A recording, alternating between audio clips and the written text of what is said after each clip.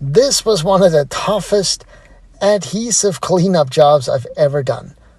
This was all over those doors and it was tricky to get clean. So I'm not going to lie to you, even with the proper chemicals and technique and equipment, you're still going to need some elbow grease and some free time. It's going to take some work. But what I ended up using was Dawn Professional Degreaser. It works really well. And I used a little bristle brush, making sure that I get some of the top layer of the stuff off first.